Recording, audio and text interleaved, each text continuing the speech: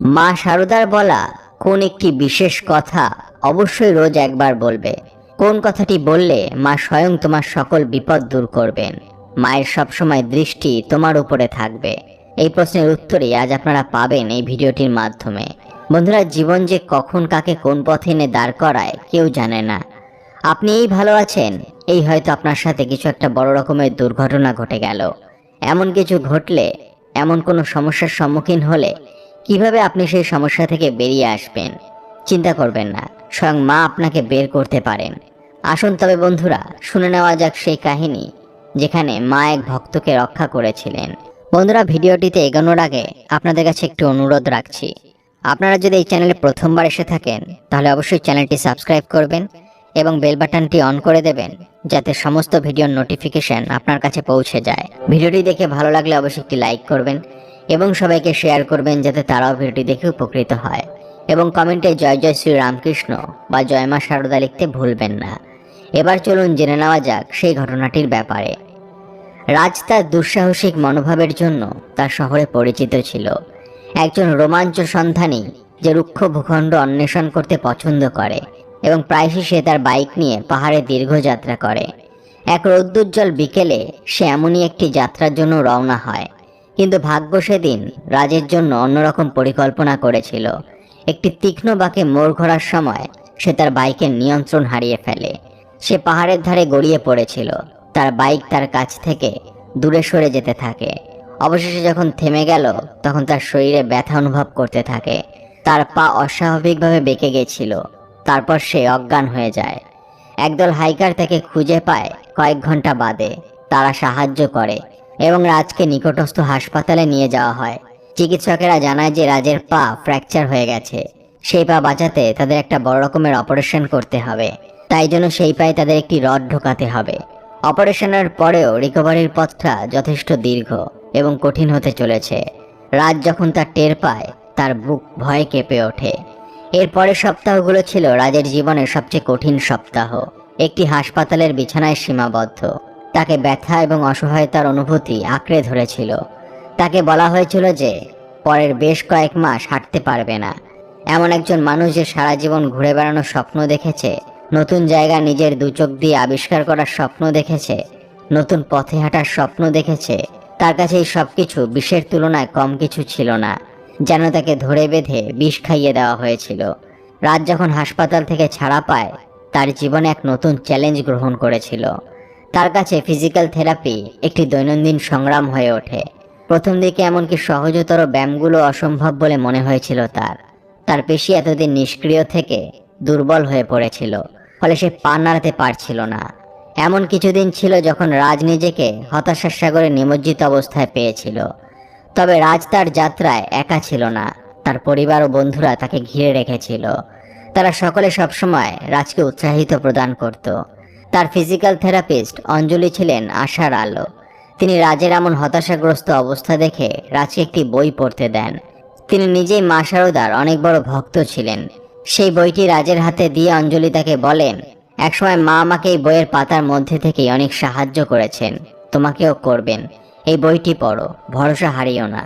রাজ সেদিন রাত থেকে বইটা পড়া আরম্ভ করে। সে বইয়ে এমন কিছু কথা ছিল যা রাজকে আবার বাস্তব জীবনে ফিরিয়ে আনতে সাহায্য করে। বইটিতে লেখা একটি কথা রাজ প্রতিদিন একবার করে বলতো। তারপরেই ধীরে ধীরে রাজ পায়ে শক্তি পেতে শুরু করে।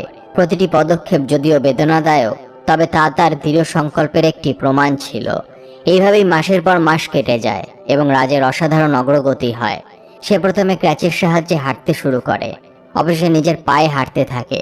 যেদিন সে তার প্রথম সফল পদক্ষেপ নিয়েছিল, সেটা ছিল তার জীবনের সবচেয়ে আনন্দের দিন। এটা শুধু তার কাছে হাঁটা ছিল না, এটা ছিল তার স্বাধীনতা ও আত্মবিশ্বাসের পুনরুদ্ধার করা। রাজের পুনরুদ্ধার কেবল শারীরিক নয়, দুর্ঘটনা তাকে তার দুর্বলতার মুখোমুখি হতে এবং প্রায়োরিটিগুলি পুনর্নির্বাচন করতে বাধ্য করেছিল। সময়ের সাথে সাথে রাজ একটা নতুন উদ্দেশ্য খুঁজে পায়। সে স্থানীয় সাহায্যকারী কেন্দ্রে স্বেচ্ছাসেবক হিসেবে কাজ শুরু করে এবং সে তার গল্প শেয়ার করে এবং অনুরূপ সংগ্রামের মুখোমুখি অন্যদের সহায়তা প্রদান করে। তার অভিজ্ঞতা তাকে সহানুভূতি সম্পর্কে শিখিয়েছিল। এখন রাজ অতীতের কথা চিন্তা করলে বুঝতে পারে সেই দুর্ঘটনাটি বিধ্বংসী হলেও তার জীবনে একটা টার্নিং পয়েন্ট ছিল। এই অ্যাক্সিডেন্ট তাকে আরো সহানুভূতিশীল হয়ে উঠতে শিখিয়েছে এবং এই অগ্নি পরীক্ষা তাকে আরো শক্তিশালী হয়ে উঠতে শিখিয়েছে। জীবনের যে কোনো সমস্যার সম্মুখীন হলে সে জানে কিভাবে সমস্যার মোকাবিলা করতে হবে। বন্ধুরা, বইটিতে লেখা ছিল, সর্বদা মনে রেখো, তোমাদের ভালো মন্দের সব ভার আমি নিয়েছি। তোমাদের প্রকৃত পরিচয়, তোমাদের প্রকৃত প্রতিষ্ঠা আমাতে। সর্বদা মনে রেখো, তোমাদের একজন মা আছে। আমি কি তোমাদের ছেড়ে থাকতে পারি বাবা? আমি আছি সর্বদাই তোমাদের সাথে সাথে, সর্বাবস্থায়, তোমাদের পিছনে, তোমাদের সামনে, তোমাদের চারিদিকে। আমি আছি তোমাদের অন্তরে, তোমাদের প্রাণে মিশে। সাধ্য নাই তোমরা আমাকে ছাড়ো, আমি তোমাদের ছাড়ি। বন্ধুরা, আপনারাও মা শারদার বলা এই বিশেষ কথা অবশ্যই রোজ একবার নিজেকে বলে মনে করাবেন। মা স্বয়ং আপনাদের সকল বিপদ থেকে রক্ষা করবেন। এবার চলুন কিছু অনুপ্রেরণামূলক উক্তি শুনে নেওয়া যাক। মানুষ সেই লড়াই কখনো জিততে পারে না যেখানে শত্রু তার আপনজন হয়। কতটা অদ্ভুত ব্যাপার যে আমরা সবাই খুশি থাকার জন্য দুশ্চিন্তায় থাকি। যে সহ্য করতে পারে না সে বন্ধু নয়, আর যেখানে বুঝতে পারে না সেটা সম্পর্ক নয়। অন্য কারোর জন্য চিন্তায় থাকা ছেড়ে দিয়েছি। এখন আমি অন্য লোকজনকে নয়, নিজেকে ভালোবাসি। কোনো সম্পর্কই তোমার ইচ্ছা ছাড়া জুড়ে যায় না, কারণ তুমি কখন কোথায় আবার কাদের সাথে মিশবে অথবা আলাদা হয়ে যাবে এটা শুধুমাত্র ভগবানই ঠিক করে দেন। শেষ পর্যন্ত তোমার সাথে শুধুমাত্র তুমিই দাঁড়িয়ে থাকবে, আর কেউ নয়। কখনো কখনো অভিমান করাটা জরুরি। এর থেকে বোঝা যায় যে আমাদের মানানোর মতো কোনো মানুষ আছে কিনা। কেউ একটা খুব ভালো কথা বলেছিল যে কোনো মানুষ আমাদের কাঁদায় না, তার ফেলে যাওয়া স্মৃতিগুলো আমাদের কাঁদায়। দুনিয়ায় অনেক কম লোকজন এমন থাকে যে যারা উপর থেকে যেমন দেখায় ভিতরেও আসলে তারা তেমন। কিছু সস্তা লোকজনের উপরে ভরসা করা অনেক গভীর হয়ে গেছে আমার উপর। হিসাব সমান সমান হয়েছে, আর কোনো দুঃখ নেই। আমার কাছে তুমি নেই, আর তোমার কাছেও আমি নেই। যেসব সম্পর্কে তোমার উপস্থিতি অন্যজনের কাছে বিরক্তির কারণ হয়ে দাঁড়ায়, সেখান থেকে চুপচাপ চলে আসাই তোমার জন্য ভালো।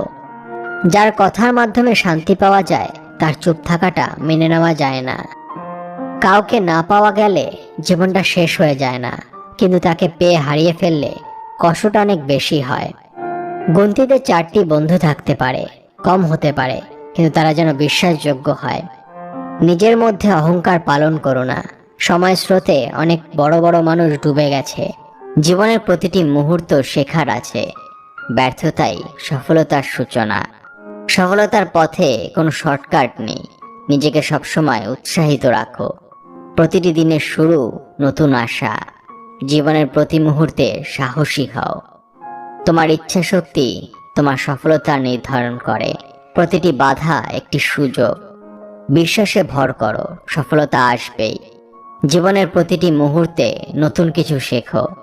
তুমি যদি কিছু করতে চাও তবে করেই দেখাও। সফলতার জন্য প্রস্তুতি খুবই গুরুত্বপূর্ণ। প্রতিটি দিনই নতুন সম্ভাবনা। নিজের প্রতি সৎ থাকো। জীবনের প্রতিটি ধাপে নতুন চ্যালেঞ্জ নাও। দৃঢ় সংকল্প সফলতার পথ দেখায়। সফলতা ধৈর্য পরিশ্রমের ফল। প্রতিটি দিন নতুন আশা নিয়ে শুরু করো। তোমার ইচ্ছা শক্তি তোমার চালিকা শক্তি। জীবনে কখনো হার মানবে না। যে চেষ্টা করে সে সফল হয়।